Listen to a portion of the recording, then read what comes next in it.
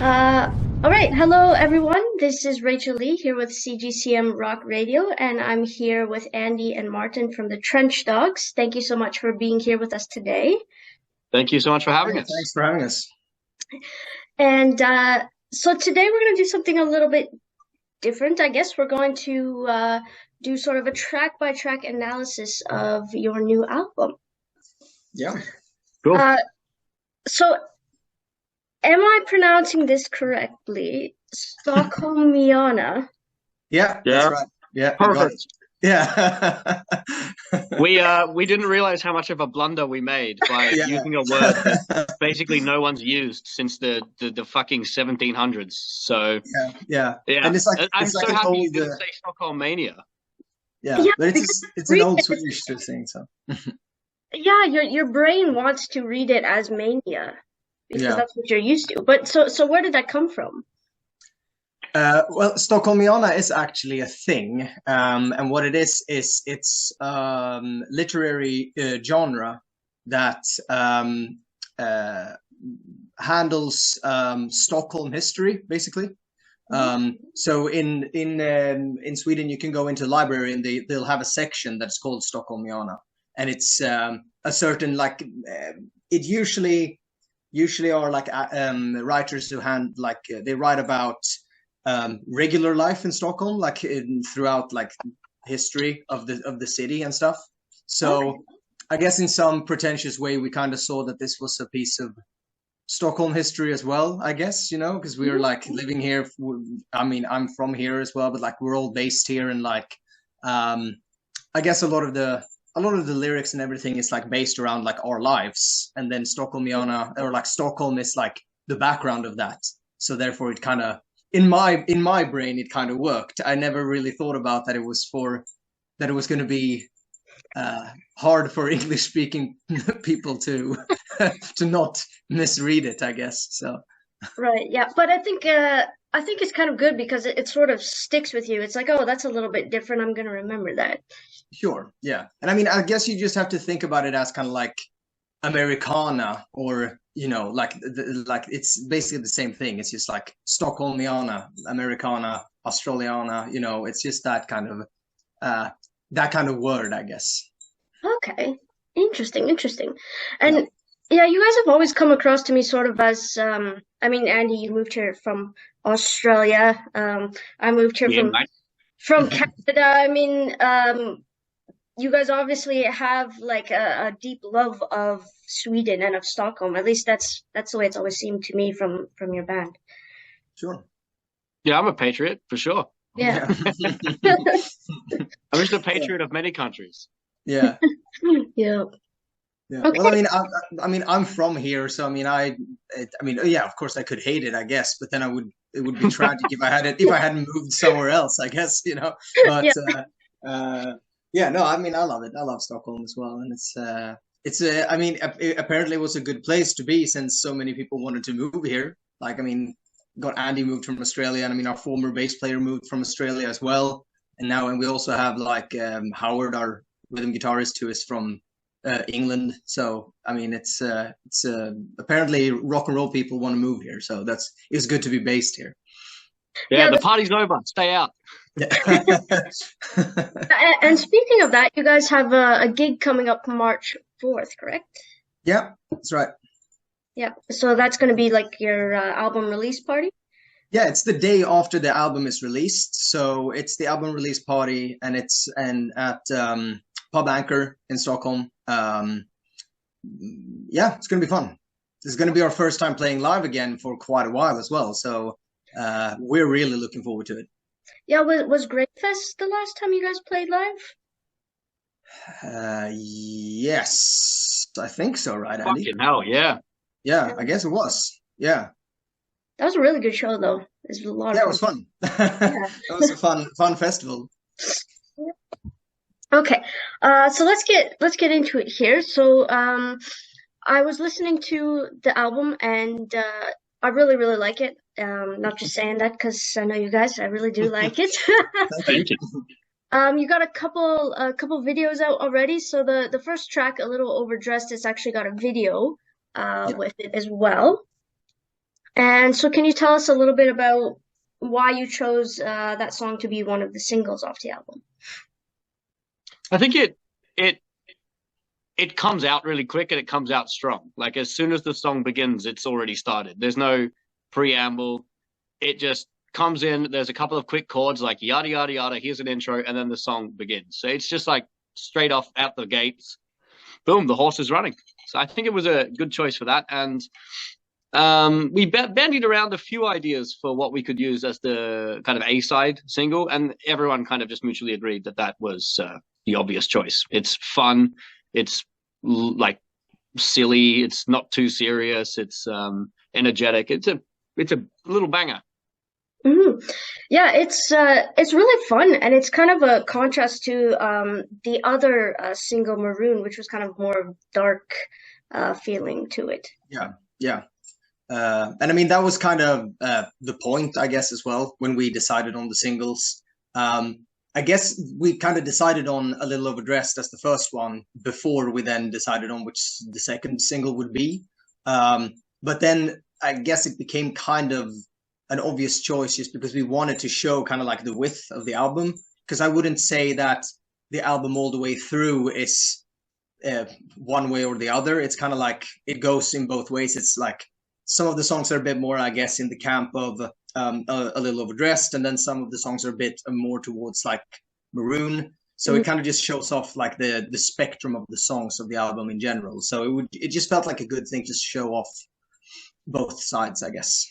Yeah, I agree, to be able to show that diversity that you guys have, because I think a lot of people enjoy that you're kind of this, I don't want to say like, I don't think party rock's the right word, but it's like when you guys play, it's like it's a party. It's like everyone's, having a good time, and it's always lots of fun.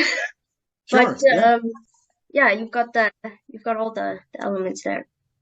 So we always try to put on a pretty fun and silly live show.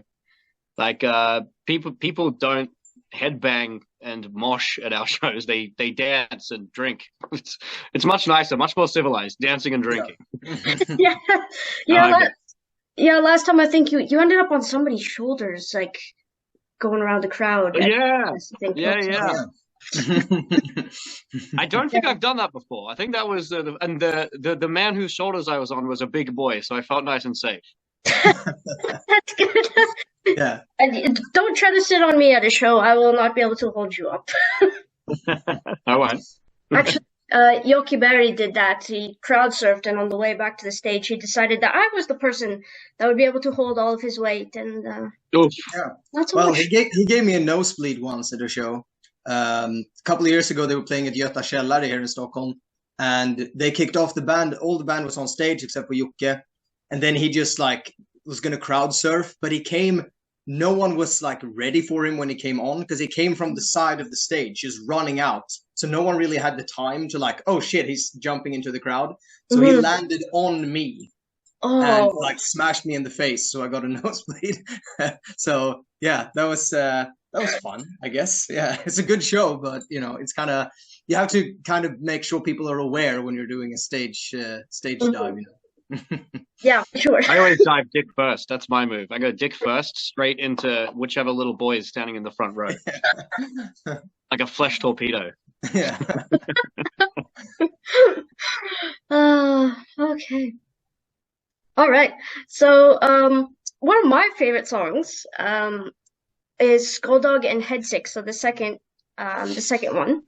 Cool. It's really, really upbeat. It's just kind of, it's really fun, and also I really liked colorful as well. Like it's kind of like sad lyrics but happy song, Sure. Yeah. That classic juxtaposition between poppy major chords and kind of sad and depressing lyrics. Yeah, and I mean, so many of your lyrics, they stem from just everyday stuff that anyone is going through. So I think that's kind of what makes you guys so relatable in a way. And I mean, the last couple of years, we've had a lot of things happening. So you've had a lot of experiences to pull from, I guess. I mean, I would think that the lyrics are the reason why they're relatable is because they're kind of like genuine, just from they're like, since they're taken from, and I mean Andy writes most of the lyrics, but I mean we know that like they're taken from just an everyday, more of a like an everyday life than this cliche kind of rock and roll. Yeah, like find a bunch of cool themes that rhyme and then stack them up in a list. Yeah. No, I always try to, because I mean, if you can't write about yourself or your own life or your own experiences, you just write, it's bollocks. You might as well write anything. Like it doesn't fucking matter. Like quite often you listen to a song and the lyrics are just irrelevant.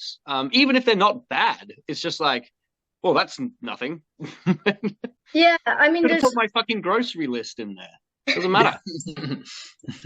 Yeah, because I mean, there's a lot of bands that they want to go for kind of, I guess, like the look that you guys have, but they don't have the substance.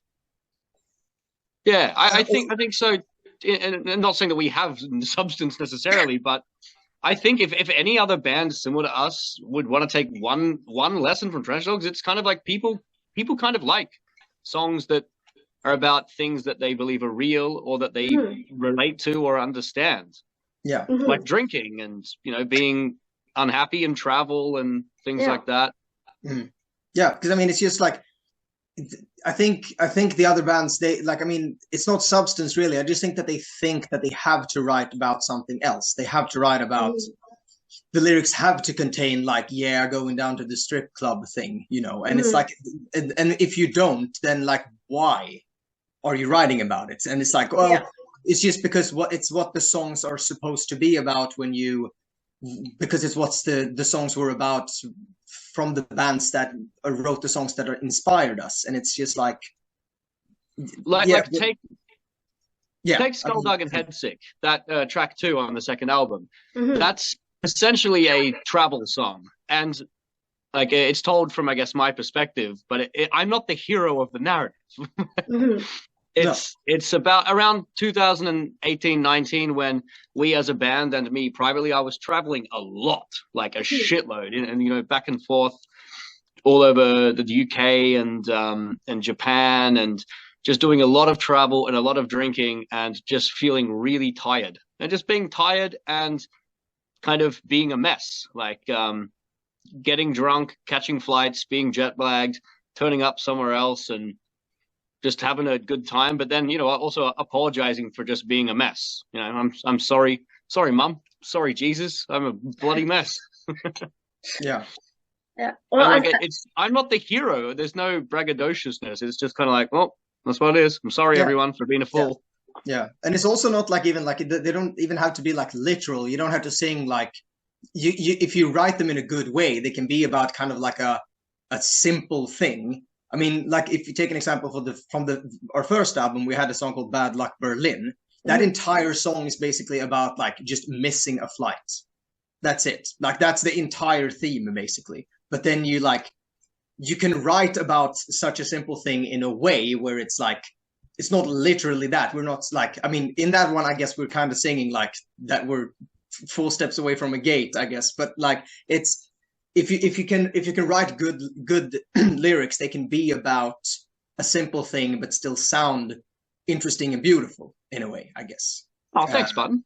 Yeah, I mean that's I mean, yeah, honestly, it's one of the things that I find so great about Andy's lyric writing. That's like one of the things, because it's, and just this, like, that it's genuine, it's original, and it's also like it can be about just, yeah, I got hung over at an airport once, and then you can get something out of it that's still interesting and works well in a song. So it's kind of a craft to be able to do that, I would say. Yeah, and I mean, speaking of writing about anything, there's a song on here called Pumpkin Soup. Yeah, take it away, Andy. Well, you could probably guess if you heard the lyrics that's kind of autobiographical about kind of my entire life summed up into one song. From childhood until right now, where it stops when I ran out of material because I haven't lived any further. It ends with now. That's fair enough. Fair enough. The song is essentially like basically an email to my mother that I never wrote. Kind of just reminiscing on old times and apologizing for some things, and kind of just going through kind of all the different big parts of my life. My first verse is like, childhood, and the second verse is teen years, and then the third verse is being an adult, and just trying to reconnect with mummy. She heard it, actually. I sent it to her. My mum was she said she was crying when she heard it. I said, well, that wasn't the desired outcome. Crying in a good way, hopefully. I hope so too. I'm not sure. And then I had a question about, so you had I guess it was a single titled Wine Stained Eyes, but the two songs on the single had different names, and now you've got the song called Wine Stained Eyes. So I'm just wondering what's going on with that there. I'm so happy you brought that up. You're the first person to bring that up. Yeah, because we haven't released the album yet. So I knew someone was going to bring it up one of these days. Yeah. But the song Wine Stained Eyes was around in like concept form before that single.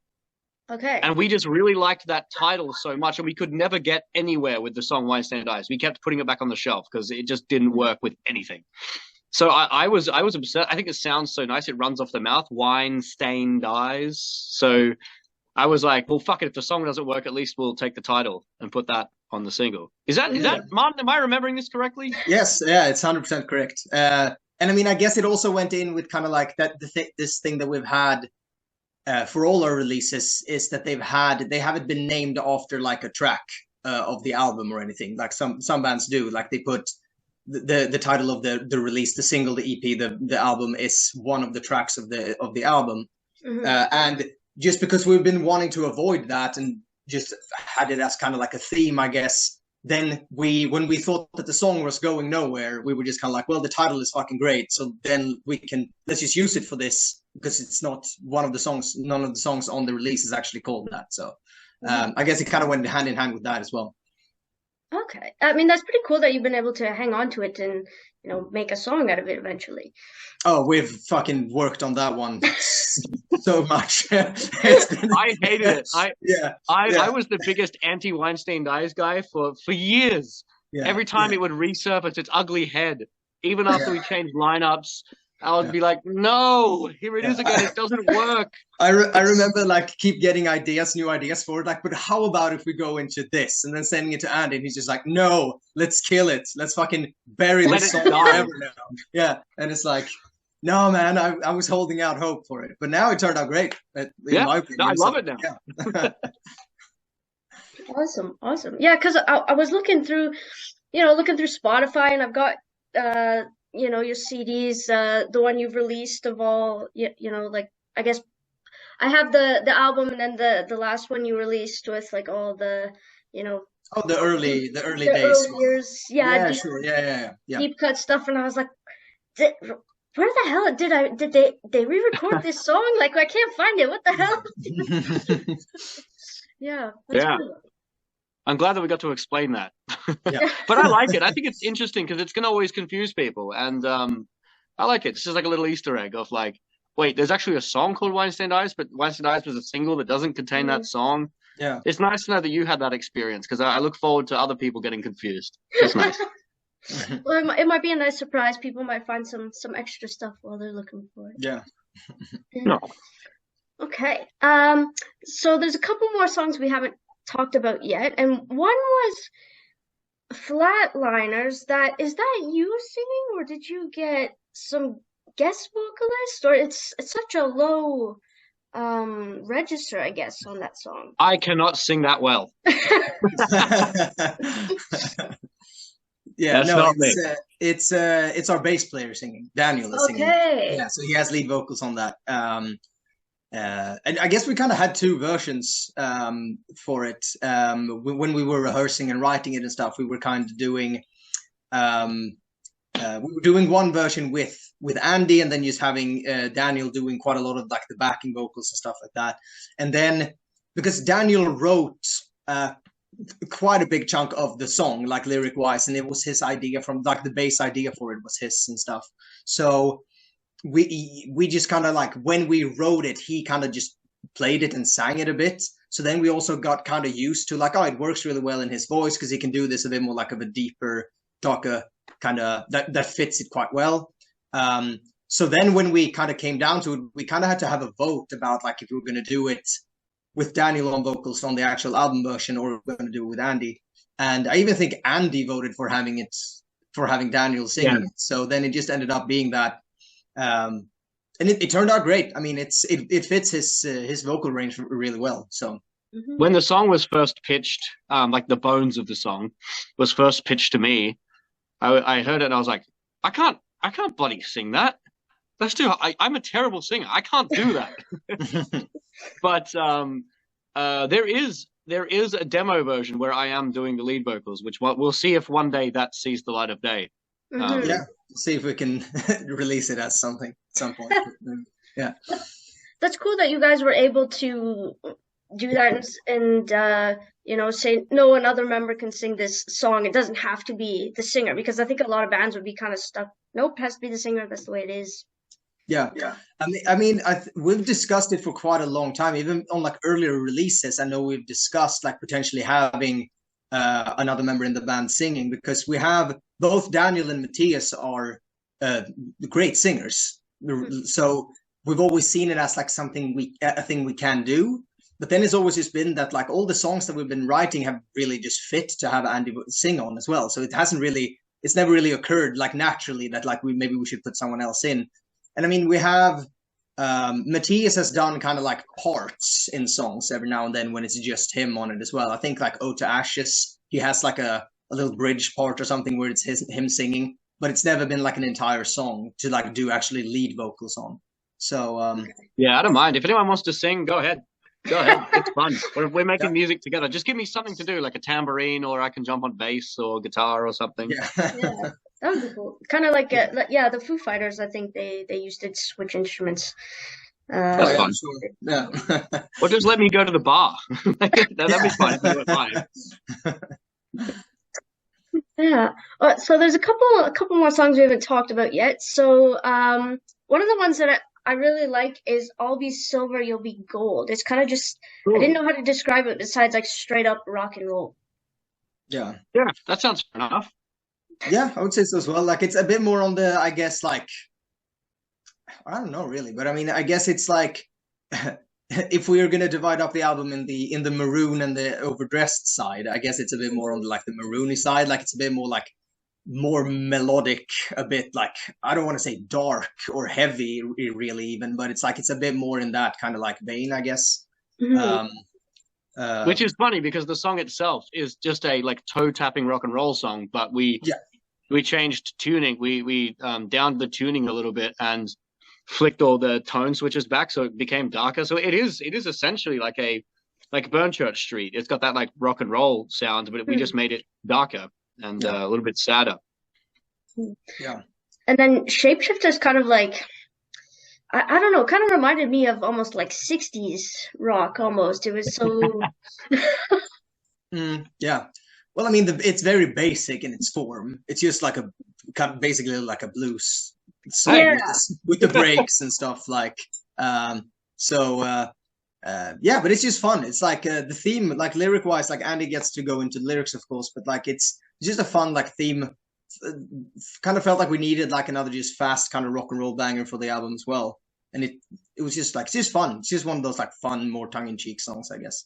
And there's a couple of little Easter eggs in there too, with something that Martin absolutely hated during production, but I loved, was Matthias coughing. I heard on one of his backing tracks this like, and I fought tooth and nail to save it. So in the breakdown of that song, you can hear Matthias clearing his throat and coughing.